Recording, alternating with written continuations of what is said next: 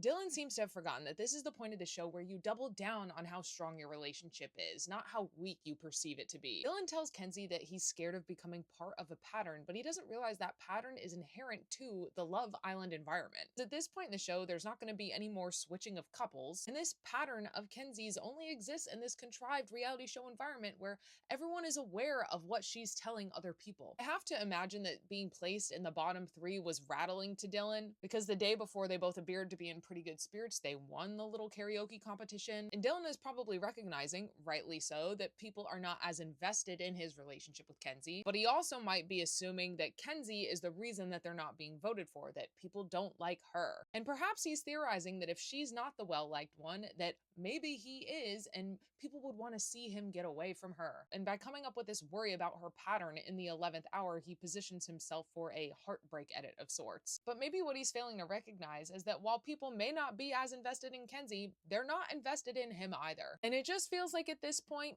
you're doing too much. And the aftermath of each voting result is so interesting. I feel like we really got a window into Zach's thought process tonight. Because to me, it seems as if he timed out this asking of Kato to be exclusive after learning that maybe they weren't as well liked, perhaps to curry some good favor with the audience. But to me, it didn't quite land because it feels like if they're one of those stronger couples, they probably should have done it earlier. Maybe this is just because I'm in my 30s, but to me, being exclusive is the same thing as being boyfriend and girlfriend. So hearing all of his meditating on why that label doesn't make sense right now just felt a little silly to me, especially since we've already seen Bryce and Trinity do this. And as Bryce insightfully noted, maybe that was a reason people didn't want to vote for Zach, because he didn't make that step. So what do you guys think is going to happen with Dylan and Kenzie next episode? Are they just going to break up and leave the show early, or are they going to try to power through? Let me know in the comments.